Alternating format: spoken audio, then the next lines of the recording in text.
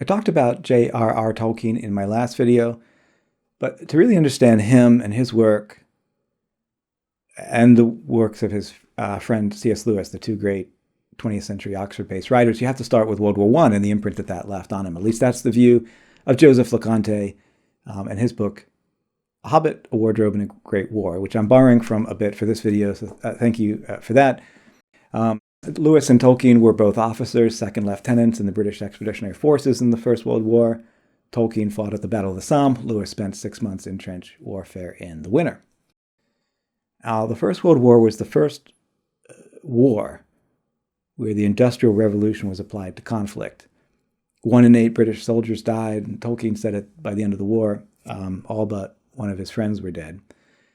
Many of them friends who were members of his literary club when he was a student at Oxford. After the war, they both came back to Oxford as instructors in English literature, and they met for the first time in 1926. Now, there are 3 things that inspired their writing. The first was their experiences in the war. The second was Christianity and myths in general. And the third was each other and the community of writers that they built who supported each other and helped shape each other's work. And it's from those sources that they both wrote stories about fear and courage and suffering and selflessness. The first ingredient, the industrialized war that they lived through, Tolkien said, I like gardens, trees, and unmechanized farmlands. I smoke a pipe. So he rebelled against industrialization. So it was the small pipe-smoking hobbits who lived in green fields who fought the black smoke factories of Mordor, and that's the plot of The Lord of the Rings. And he wrote later that he didn't believe that the war had much influence on his writing, but that seems impossible.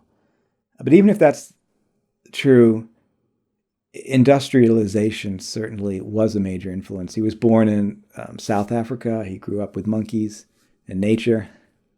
And then C.S. Lewis, or Jack as his friends called him, similar. I mean, he bought a house called the Kilns on the outskirts of Oxford, on the edge of a small forest where he could live a peaceful life after the war. It was World War I that made this dichotomy clear to Tolkien and Lewis, that World War I was an industrialized war, but the bigger point was that industrialization itself is war. It's the war of one will imposed on the natural world around us. And what Lewis and Tolkien realized and what they talked about was that when this is met with frozen, terrified animals and passive resistance from nature, it just encourages more industrialization. So the correct response to industrialization is not pacifism, but it has to be stood up to with nature and animals as allies in the fight. And those become themes in The Lord of the Rings and Chronicles of Narnia. Tolkien started writing bits of what would become The Lord of the Rings during the war. He got trench fever and was sent home, but memories of the war continued to haunt him. For example, the memories of corpses half buried and frozen in the mud reappear in the imagery of the dead marshes which Gollum, Frodo, and Sam passed through on the path to Mordor, where dead faces glimmer under the surface of dark water. And also in The Hobbit, the very opening sentence, in a hole in the ground there lived a hobbit. His great work started with a literal hole in the ground. In other words, a trench. C.S. Lewis was hit by mortar, shrapnel in his chest, his leg, and his hand. The shrapnel in his chest was too deep to be removed, and he was sent home for that injury. So that was the war and the imprint that the war left on them. The second ingredient in their writing was Christianity and mythology. Famously, on September 19th, 1931, Saturday evening, Tolkien and C.S. Lewis and another war veteran, Hugo Dyson, had dinner at Magdalen College, where C.S. Lewis was a fellow. Magdalen College is spelled Magdalene, but it's pronounced Magdalen. Well, afterwards, they walked Addison's Walk, a walk that C.S. Lewis said is the perfect length to think over any problem, and he and Tolkien argued about the reality of Jesus and Christianity. You can do the Addison's Walk circle. It's about a 20-minute loop. The front desk at Magdalen College has a visitor pass for a few pounds, which includes the college grounds and some of the walk. So I'll show some photos of the college and the walk here. It's really a magnificent walk.